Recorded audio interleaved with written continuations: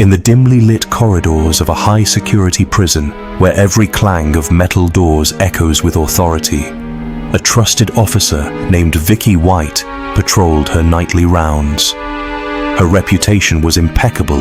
Colleagues knew her as the epitome of professionalism and dedication. Yet, beneath the surface of her disciplined exterior, a forbidden connection was forming, one that would ultimately lead to a tragic downfall. Vicky's interactions with inmate Casey White began innocuously, routine checks, brief conversations, but over time, these exchanges grew more personal, more intimate. Unbeknownst to their peers, the two developed a clandestine relationship, defying the strict boundaries that separated officer from prisoner.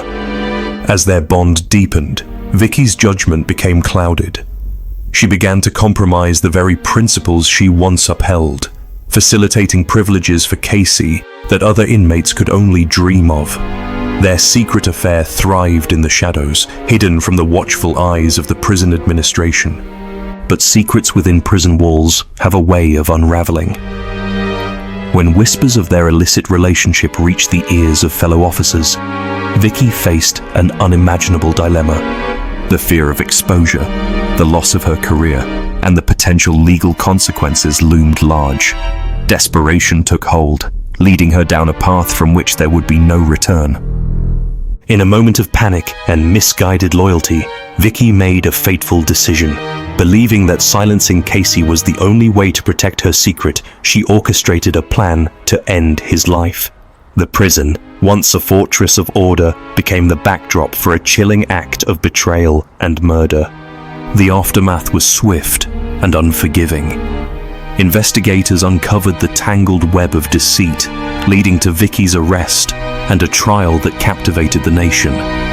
The woman who once embodied the law had become its violator, all in the name of a forbidden love that was never meant to be. This harrowing tale serves as a stark reminder of the perils that arise when personal desires overshadow professional duty. It challenges us to reflect on the boundaries we set and the devastating consequences when those boundaries are crossed. Vicky White was 56, a seasoned corrections officer with over 2 decades of service. Colleagues described her as the backbone of the facility, the kind of person who kept everything running smoothly without complaint. She was meticulous in her duties, and her loyalty to the job was never in question. Yet, behind the uniform was a woman whose personal life was a quiet void. A recent divorce and a lack of close family left her isolated, longing for a connection that her job could never provide. To those around her, she was professional and reliable, but to herself, she was a woman searching for something more. Casey White, no relation to Vicky, was 38 years old and serving a 75-year sentence for violent crimes, including robbery and attempted murder.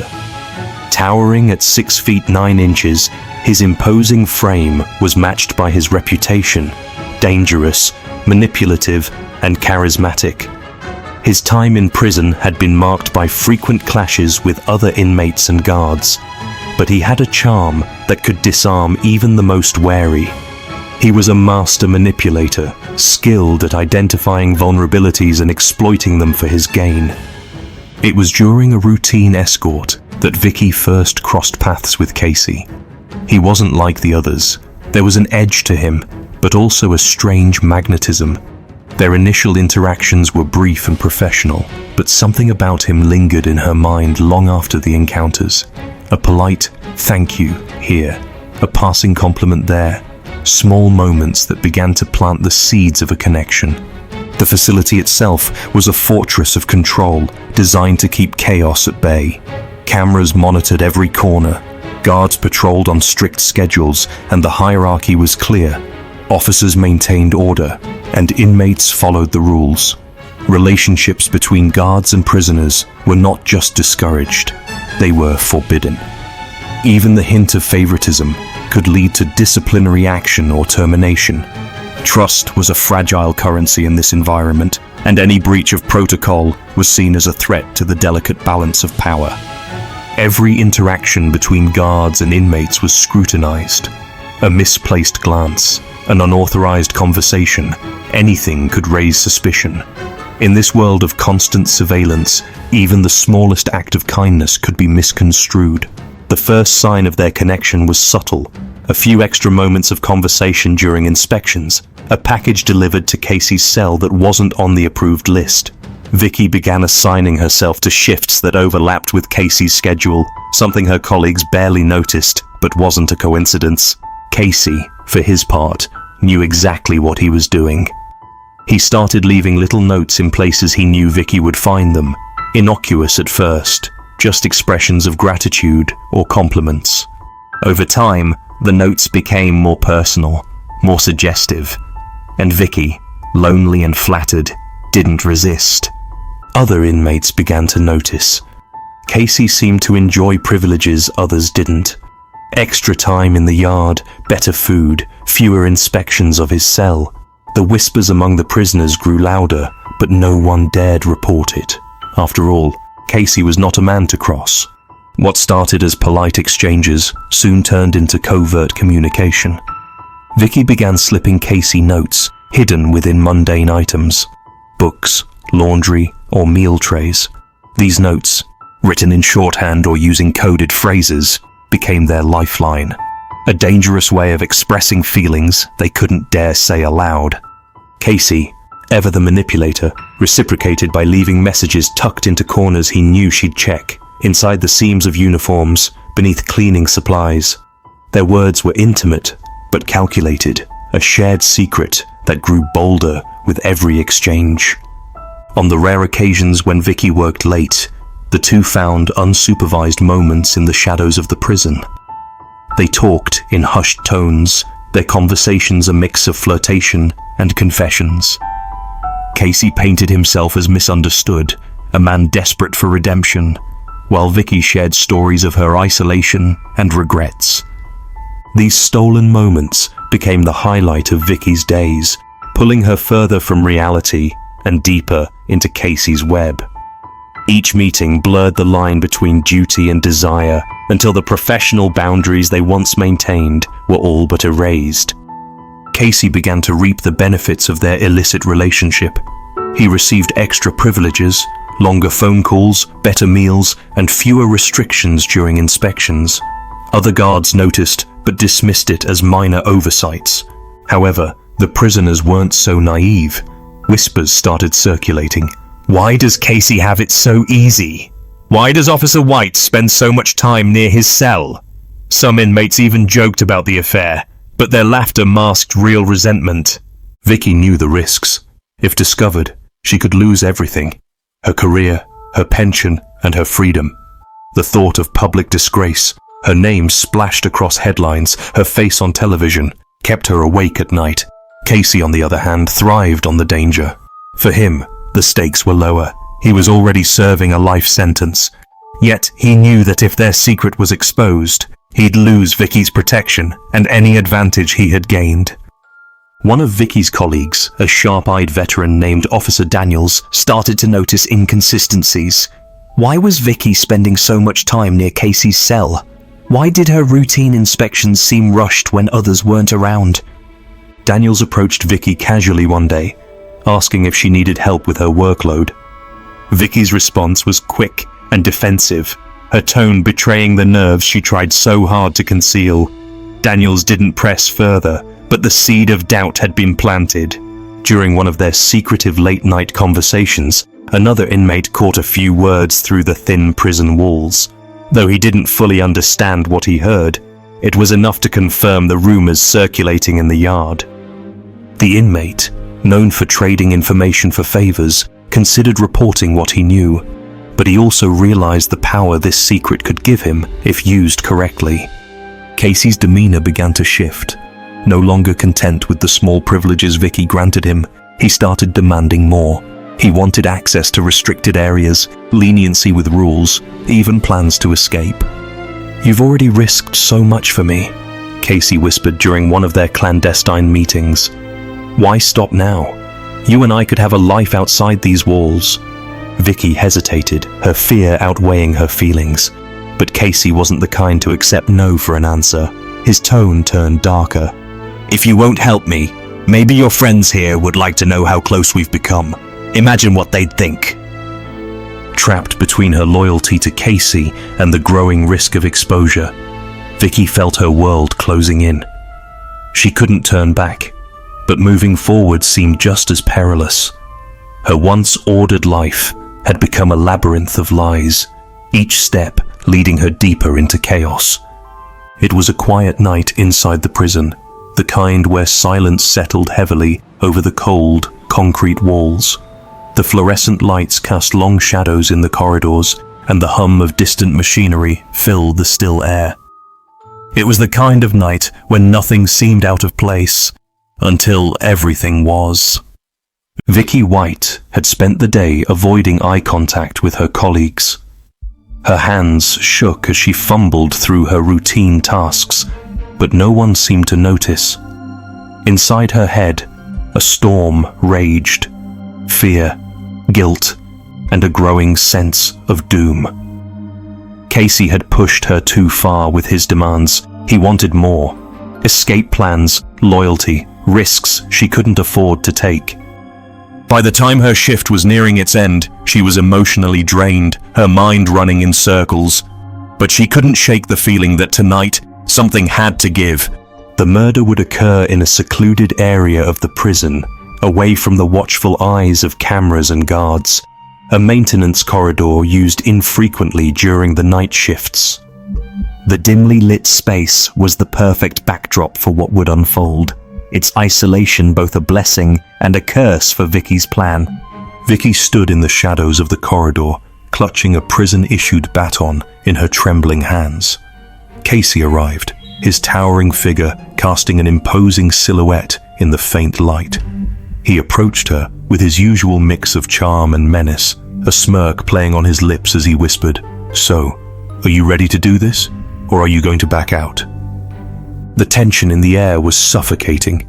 Vicky tried to reason with him, to plead for a reprieve from the relentless pressure he had placed on her, but Casey wasn't in the mood for compromise.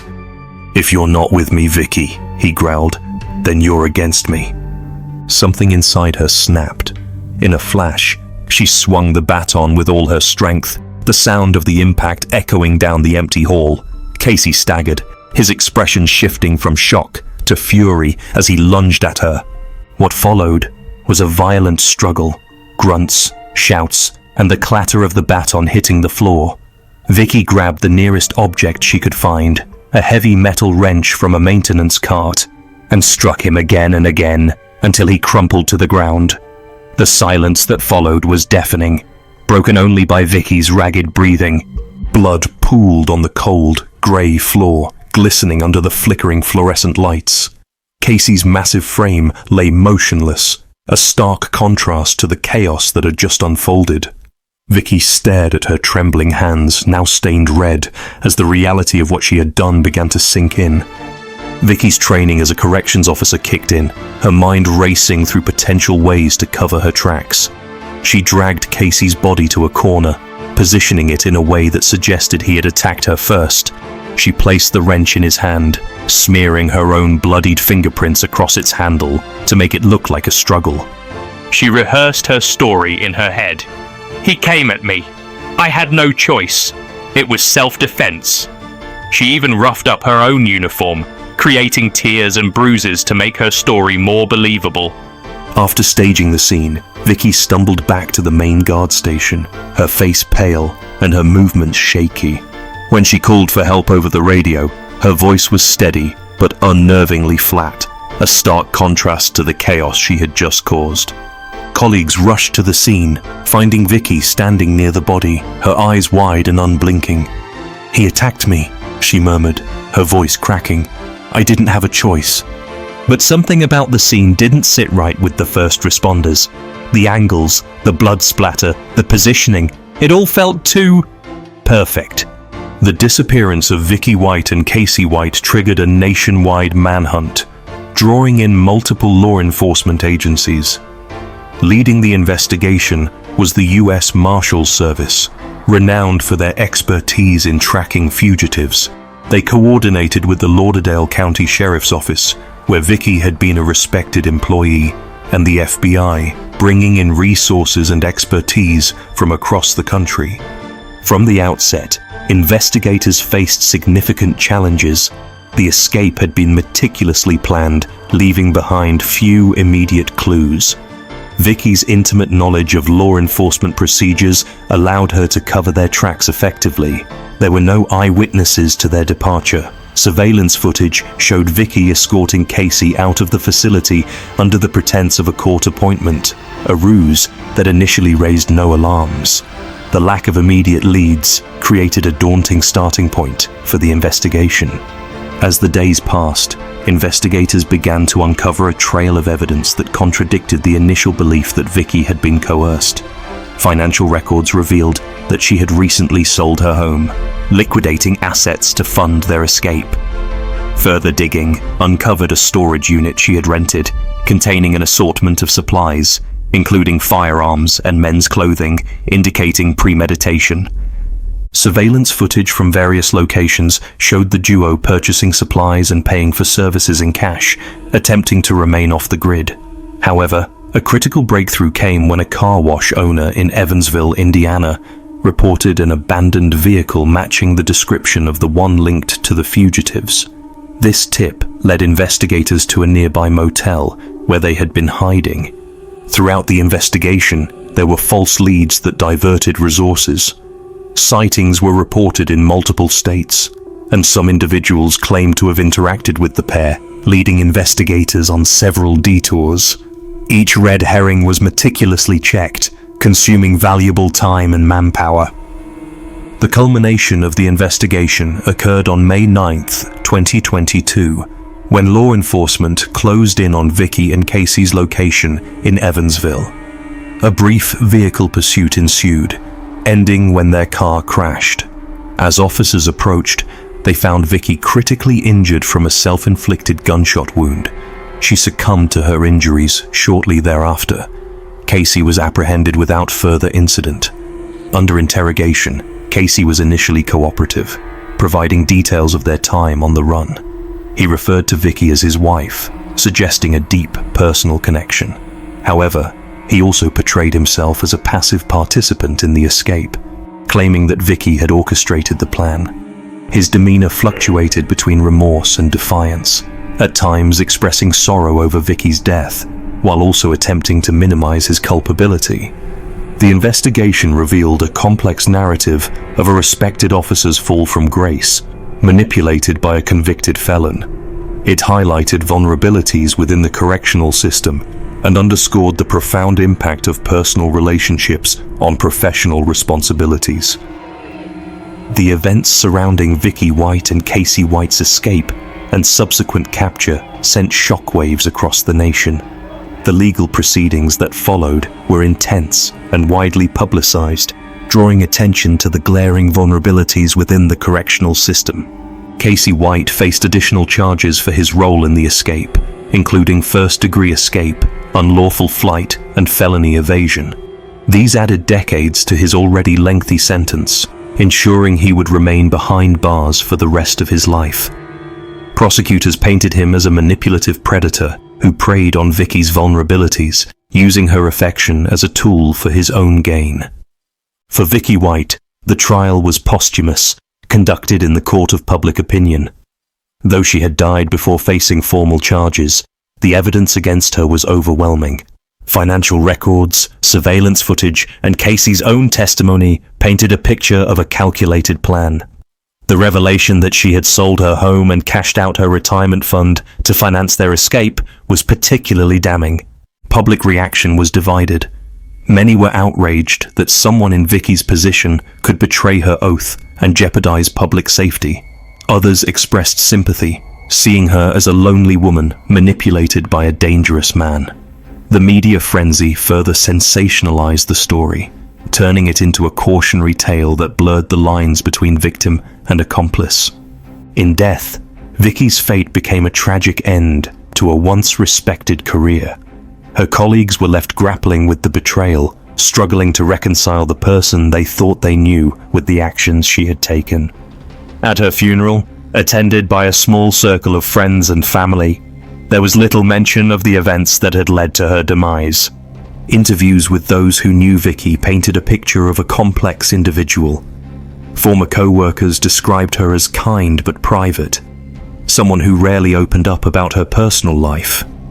Psychologists analyzing the case speculated about the deep loneliness and vulnerability that might have driven her to such extreme actions. Had Vicky survived, legal experts suggested she would have faced severe penalties, including charges of aiding and abetting, unlawful escape facilitation, and breach of public trust. The fallout from her actions forever tarnished her legacy, reducing her once stellar career to a footnote in a sensationalized criminal escapade. This case revealed the profound dangers of blurred boundaries in positions of authority. Prisons operate on a delicate balance of power, with clear lines drawn between staff and inmates. Vicky White's actions were a stark reminder of the catastrophic consequences that can arise when those lines are crossed. The story also underscored the vulnerabilities within the correctional system. How could someone like Vicky, a decorated officer, fall through the cracks? It raised questions about the psychological well-being of those working in high-stress environments and the lack of safeguards to prevent such breaches of trust. On a deeper level, Vicky's story was one of desperation. It highlighted how loneliness, isolation, and unfulfilled personal needs could push even the most disciplined individuals to make unimaginable choices. Her descent from a trusted professional to a fugitive captivated the public because it was both extraordinary and, in some ways, tragically human. In the end, Vicky White's story leaves us with more questions than answers. Was she a victim of manipulation or a willing accomplice? Could she have been saved from the path she chose, or was her fate inevitable?